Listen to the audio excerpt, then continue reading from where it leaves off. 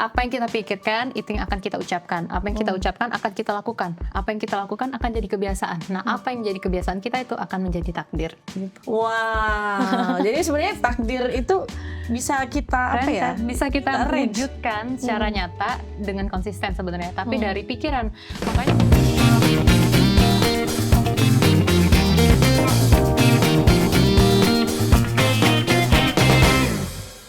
Welcome to Queen Talk, one talk at a time. Balik lagi bareng aku Inna. Tentunya di podcast kita bakal mendatangkan sosok-sosok inspiratif yang bisa teman-teman nanti ambil intisarinya. Dan kali ini kita kedatangan Jelita Gabriela Putri, Putri Indonesia Sumatera Selatan 2023.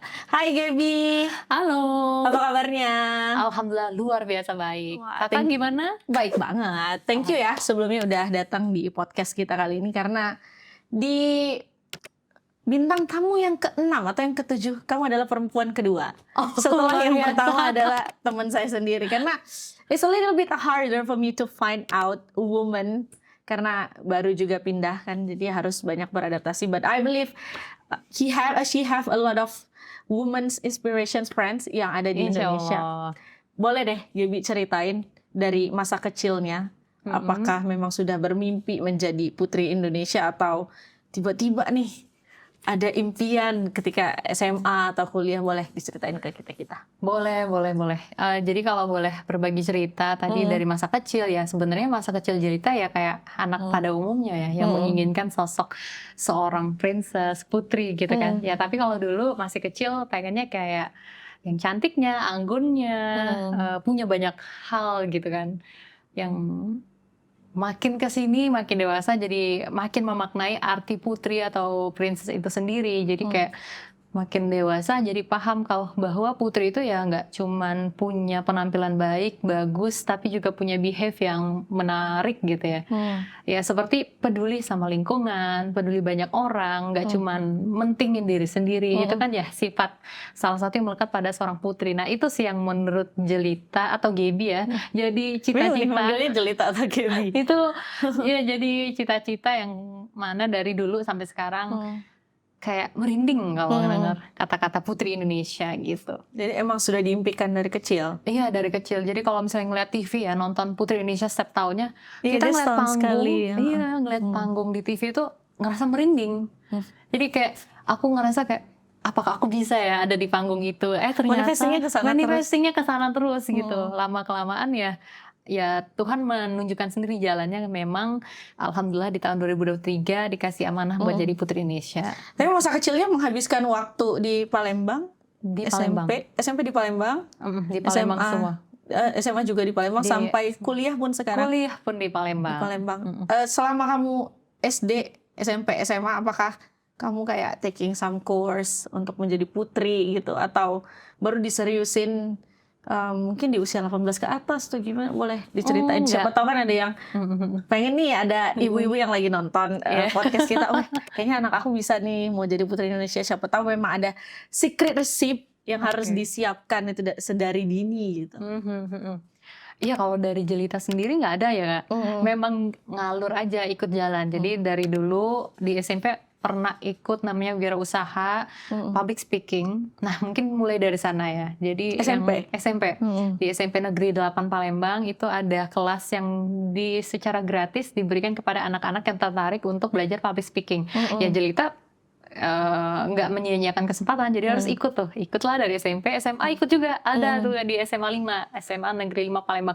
Makasih banget untuk SMA Negeriku tercinta sudah memberikan kelas gratis untuk public speaking. Jadi muridnya itu dapat skill baru, dapat pengalaman secara langsung karena kan langsung praktek jadi MC gitu kan. Misalnya ada kunci tahun, perpisahan SMA, itu kan kita yang diutus, terus ada acara-acara. Jadi kita membiasakan diri untuk percaya diri dan juga mempunyai teknik komunikasi yang baik. Nah, itu modal sebenarnya.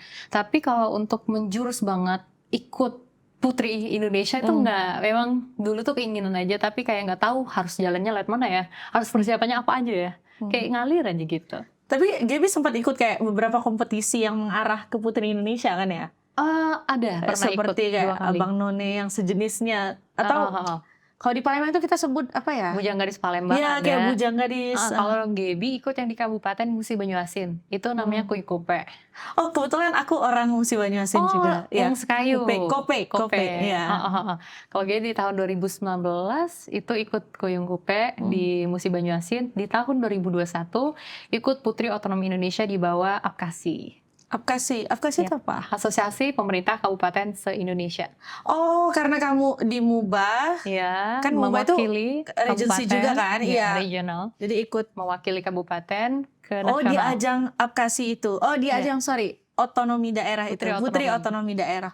Oke, itu langsung linear begitu ya? Iya, Diarahkan itu nggak begitu. tahu ya, mungkin jalan Tuhan. Jadi alhamdulillah dari Kuyung Kope itu kan Jelita bukan juara 1 ya, Gaby bukan juara 1 tapi juara 2. Oh iya. Tapi Allah kasih kesempatannya ke Gaby untuk Rezekinya yang ya? ke nasional. Sedangkan yang juara 1 ke provinsi, Putra Putri Sriwijaya. Oh iya, Kalau iya. kita di Putra Sumatera Putri. Selatan ada namanya Putra Putri Sriwijaya. Perwakilan. Kalau Gaby alhamdulillah dikasih kesempatan untuk ke Putri Otonomi Indonesia. Nah, di situ lah kan banyak ketemu relasi, terus belajar banyak hal, cara berkomunikasi dengan orang-orang penting, kan ada caranya tuh kan. Nah, dari situ lagi punya modal. Akhirnya berani buat ikut Putri Indonesia gitu, Kak. Oke, berarti dibekali lah sama kegiatan-kegiatan sebelumnya untuk memantapkan diri mengikuti Putri. Ya, tapi itu juga manifesting ya, karena apa yang kita pikirkan itu biasanya jadi kenyataan karena itu jadi kebiasaan. Iya, Aku tuh yakin satu hal tuh kayak apa yang kita pikirkan itu yang akan kita ucapkan, apa yang kita ucapkan akan kita lakukan, apa yang kita lakukan akan jadi kebiasaan. Nah, apa yang jadi kebiasaan kita itu akan menjadi takdir. Gitu. Wow, jadi sebenarnya takdir itu bisa kita bisa kita wujudkan secara nyata dengan konsisten sebenarnya. Tapi dari pikiran, makanya Gaby sekarang nggak pernah sama sekali kayak ngomong yang jelek. Satu kata pun kayak misalnya ngomong, mohon maaf ya, ngomong kayak yang kotor apa gitu, hewan apa macam nggak mau. Terus hal-hal yang buruk tuh takut karena benar-benar terjadi apa yang dipikirkan, walaupun sedikit loh Kak, bakal terjadi karena memang mengalami gitu, manifesting. Jadi menghindari yang negatif ya, tetap belajar buat berpositif. Iya, tetap ngasih suggest ke otak kita tuh hal-hal yang positif, energi ke diri sendiri. If you can dream it, you can do it. Gitu. Yeah. Apa yang kita manifestasikan itu bisa kita wujudkan. Iya. Oke. Tapi kalau ngomongin tentang Putri Indonesia, sebenarnya bagi some people mungkin mereka mikir, wah kayaknya I need to be a perfect girl. Enggak perfect girl dari atas sampai bawah, tapi dari luar sampai dalam juga. Gitu. Dari physical, the behave, terus juga her mind gitu. Menurut kamu apa sih standar kecantikan gitu? Standar kecantikan ya untuk masyarakat umum kah atau gimana? Kalau untuk kita aja gitu ya. Oh, kalau menurut aku ya dari mindsetku, standar kecantikan itu standarnya adalah kepercayaan diri. Nggak ada standarnya itu muka kamu bulat, muka kamu lonjong, badan kamu tinggi, badan kamu pendek, atau warna kulit yang gimana. Nggak ada standar kecantikan itu udah zaman lalu ya kata orang. Zaman lama lah. Kalau zaman sekarang itu sepercaya diri apa kamu, itulah kamu cantik gitu loh. Jadi kayak pernah nggak sih lihat orang yang punya bentuk badan berisi, tapi nggak terlalu merawat diri lah ya. Tapi karena dia mempunyai rasa percaya yang tinggi, jadi orang suka sama dia, energi dia nyampe ke orang, gitu kan. Jadi itu menurut aku standar kecantikan orang yang bisa bikin orang tuh suka sama kita, tertarik dan menarik kitanya adalah rasa percaya diri. Bener nggak? Iya. Tapi misal nih kalau ada sebuah studi case. Dia tidak terlalu tinggi, dia tidak terlalu langsing, tapi dia mempunyai kepercayaan diri yang kuat. And she wanna be you also as a Putri Indonesia. How you would deal with that gitu? Ya bisa kan aja. Ada beberapa keterbatasan gitu kan, kayak standar kecantikan, standar tinggi minimal. Gimana dia agar tetap bisa keep up ya? Iya, gue tetap pengen jadi kayak Gaby, gimana ya gitu? Tetap jadi diri sendiri aja, jangan mau jadi orang lain. Gini deh, contoh kasus di tahun ini 2023, Miss Universe Indonesia yang dikirim ke Miss Universe tahun 2023. Mohon maaf banget, bukan membeda-bedakan, tapi memang nggak terlalu yang kayak standar kecantikan atau standar tinggi zaman dulu ya, maksudnya nggak di atas 170, tapi bisa. ke internasional gitu loh. Jadi sekarang tuh bukan patokan lagi tinggi badan, segala macem. Yang penting tuh gimana cara kamu bersikap, kamu menarik nggak, kamu percaya diri nggak, gitu. Berarti itu bukan bukan standar utama lah ya. As long as you pede, as long as you mempunyai kemampuan dan kamu percaya, behave juga sama orang, ya tetap fight aja. Dan tetap harus punya modal ya. Ya modal apa dulu nih? Modal banyak ya, aspek modal. Modal nih banyak nih. Kalau di ekonomi modal kita bahas capital gitu kan. Lain halnya lagi nih, modal apa dulu nih? Kalau untuk DPJ nih banyak modalnya ya. Ya mulai dari modal pemikiran, ya mindset tadi kan. Terus ada materi juga, ada modal secara fisik yang kita bilang tadi. Walaupun dia tidak punya tinggi badan yang terlalu gimana, tapi saat dia punya penampilan yang menarik, ya itu tetap jadi poin plus dong. Yang penting kan menarik. Gak harus cantik banget, gak harus putih banget, yang penting menarik. Nah itu kan jadi modal juga. Jadi kalau mau bahas modal ya banyak lah gitu kan. Yang penting kita tuh kayak ada unique point lah unique point dari yang lain. Bikin kita different. Diferensiasi kalau dalam dunia bisnis ya antara kita sama yang lain gitu. Karena ketika kamu berbeda misal di satu garis ya, all black, then you the only one white, pasti everyone are looking at you gitu kan. Karena kamu unik, karena kamu berbeda sendiri. Berbeda dalam artian it's not in a negative way. Kamu menonjol dari yang tapi lain. kamu tuh kayak, oh iya, ini dia. Jadi orang tuh akan teringat gitu sama kamu ya. Berarti sejauh ini sudah hampir 1 tahun ya menjabat sebagai Putri Indonesia atau baru several months? Kak. Masih sampai tahun depan ya jatuhnya? Masih mau hampir 7 bulan ya mungkin ya. Oh sudah sekitar 7 bulan. Dan sampai 2024 itu? Sampai 2024, sampai pemilihan selanjutnya. Penggantinya lagi ya begitu. Kalau ada pemilihan selanjutnya kayaknya nggak nyampe 1 tahun ya masa jabatan kita yang tahun ini. Karena mungkin kemarin dipotong sama COVID ya, agak ditunda ya. Oh iya. Jadi masa jabatan kita agak lebih sedikit short ya. Oke. Tapi what do you think ya? What is the most precious thing selama kamu menjabat 7 bulan ini gitu? Mungkin menurut aku ada sih satu hal yang aku belajar dari awal aku ikut kompetisi Putri Indonesia. Itu aku belajar mengenai pengorbanan. Wow. Jadi kan aku bukan korban perasaan kan? Aduh, itu juga salah satu. Oh iya, boleh diceritain sama teman-teman. Ya kalau di awal tuh kan aku ikut Putri Indonesia udah pasti keinginannya adalah juara 1. Semuanya dong yang mau ikut kompetisi juara. Sudah pasti pengen juara 1. Nah aku tuh berpikir waktu itu apa ya yang bisa aku korbankan secara positif ya. Dan aku bisa meraih goals yang aku inginkan. Jadi aku tuh menakar diri aku sendiri Kak. Aku nggak fokus ke orang lain. Serahlah orang lain mau berpenampilan kayak gimana. Tapi aku menakar diri aku sendiri. Udah cukup belum pengorbanan aku buat aku dapetin goals ini gitu loh. Kayak aku di Sumsel, Putri Indonesia Sumsel. Aku banyak lah pokoknya pengorbanan segala macam. Tapi aku masih ngerasa ini belum tersiksa banget aku tuh gitu loh. Pengorbanan belum total banget aku ngerasa ya. Karena cuma kita yang bisa naker diri sendiri kan. Aku ngerasa kayak ada satu lagi nih yang belum aku korbanin gitu kan. Aku waktu itu masih pakai behel Kak, pas lagi karantina Putri Indonesia Sumsel. Oke. Sekarang sudah enggak? Iya udah selesai. Waktu itu masih sekitar harus 3 bulan lagi kan nunggu. Tapi aku mikir kalau aku grand final nanti kayaknya bakal keganggu penampilanku karena behel ini. Ya aku harus korbanin dong. Aku harus buka ini dan nanti kalau emang nggak menang aku harus terima dong resiko aku. Ya pasang lagi, bayar lagi dong resiko tuh. Jadi itu kan salah satu pengorbanan ya. Akhirnya aku lepas. Aku pasrah aja mau menang mau kalah. Yang penting aku udah ngorbanin dulu, pengorbanan dulu. Ya udah korbanin, lepas. Pas lagi karantina lepasnya Kak. Karantina hari ketiga. Aku lepas, datang ke dokter. Itu masih di Sumsel ya? Di Sumsel. Orang lagi karantina pergi ke mana kunjungan gitu ya? Aku izin datang ke dokter gigi, aku lepas behel. Alhamdulillah diizinin kan.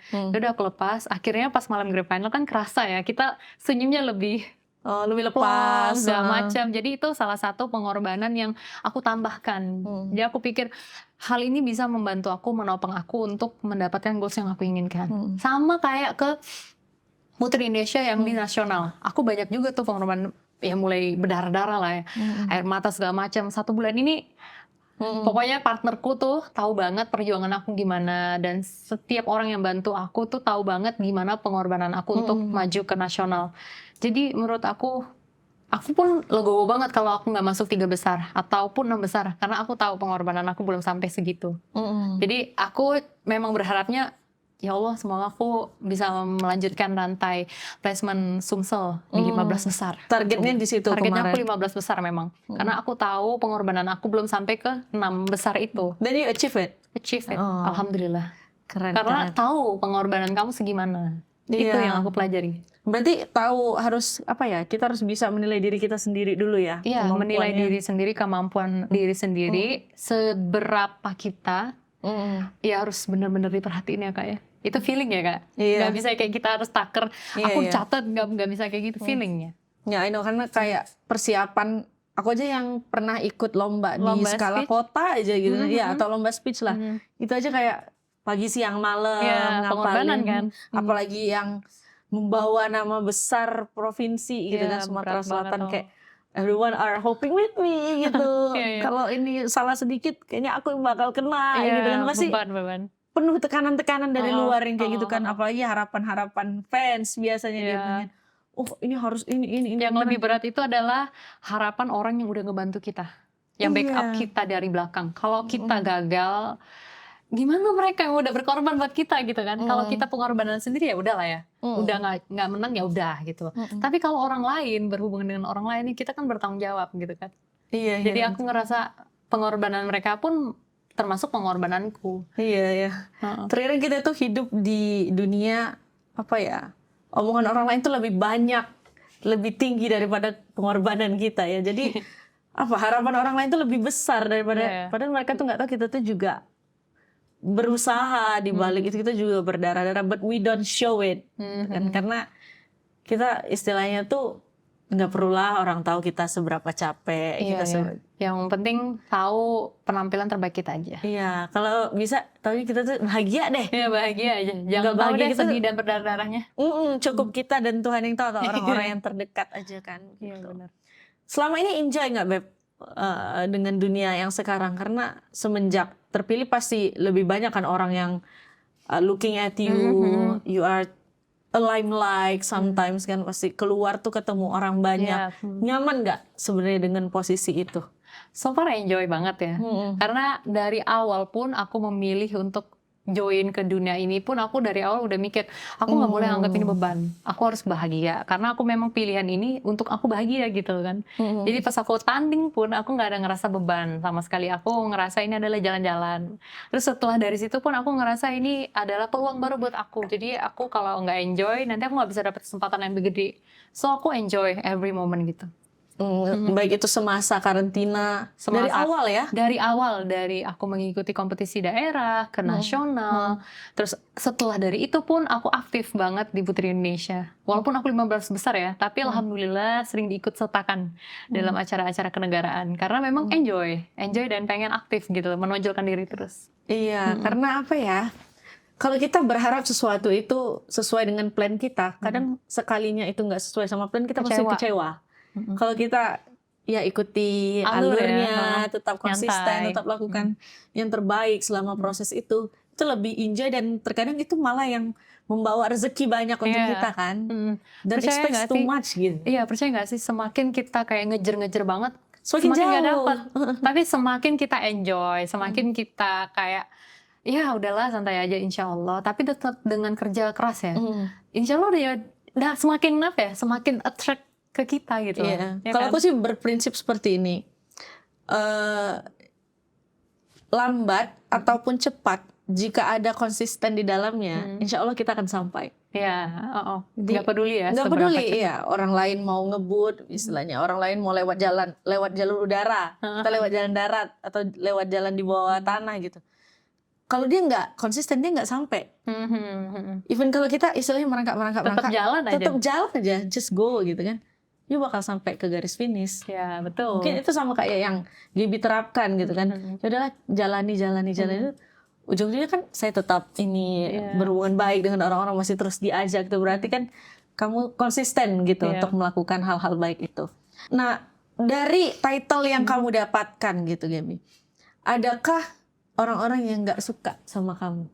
Oh ya pasti ada dong. Masa sih? Tapi aku nggak terlalu peduli dengan orang yang punya pemikiran negatif ya. Itu malah Karena membawa haters banyak banget haters sekarang. gonna hate gitu kan. Jadi kayak Sebaik-baiknya kita masih aja juga ada yang benci sama ya kita. Nabi Muhammad aja udah sebaik-baiknya manusia masih banyak yang benci, apalagi kita yang Manusia bukan biasa siapa-siapa ya. ini kan. Gimana Ya, kamu menghadapi itu? banyak orang yang sayang sama kamu gitu kan. Banyak orang yang peduli. Ngapain peduli orang yang jahat gitu kan. Iya, Jadi iya. kayak aku mau serap energi orang tuh yang baik gitu loh. Jadi kayak kalau orang itu punya energi yang buruk, negatif, jangan deket-deket gitu. Oh, kamu Tapi menjauh. aku yang menjauh. Jadi kayak menjauhnya nggak langsung. Misalnya aku emang deket nih sama nih orang, tapi dia ada salah satu energi yang bikin aku tuh gimana gitu ya. Dan energi itu kan nggak pernah bohong ya. Terserap ya takutnya. Energi itu bener-bener nggak bisa bohong, sama kayak mata. Kayak kita orang nggak suka sama kita kerasa energi. Jadi aku bener-bener ya udah nggak langsung menjauh tapi perlahan. Jadi lebih ke boundaries nih boundaries sama dia aja, ini. iya. Nggak terus dilanjutin gitu ya. Nggak Lebih keep baik up. leave it aja gitu kan. Iya. Tapi tetap jaga hubungan baik ya. Iya, itu kan buat diri sendiri ya. Karena yang bisa jaga diri sendiri kan kita sendiri. Kalau kita tetap keep up sama orang yang punya negatif, takutnya nanti kita keikut juga. Iya sih benar-benar. Jadi energi yang bad vibes itu langsung jauh. iya dibuang jauh-jauh ya. Nah dengan gelar yang disandang oleh Gaby sebagai Putri Indonesia Sumatera Selatan 2023, adakah rencana nih ke depannya masih mau menggunakan title as a putri ini to expand your daily life or your daily work? Ada rencana ke depannya nggak? Buat diapain gitu? Atau aku mau meninggalkan ini dan mencari something interesting gitu.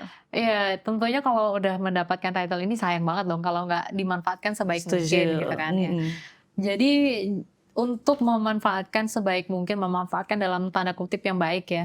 Jadi Jelita menggaungkan sama dengan advokasi Jelita yang dari awal sekali namanya literasi digital untuk UMKM.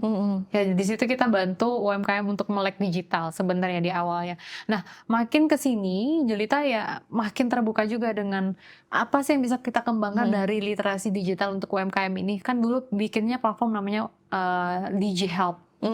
DJ Help ini kita bikin untuk bantu UMKM dalam segi investasi dan juga edukasi untuk digital itu sendiri. Nah, sekarang Jelita sama partner kembangkan lagi yang namanya TreeTrade. Nah, TreeTrade ini di dalamnya ada 3 konsep.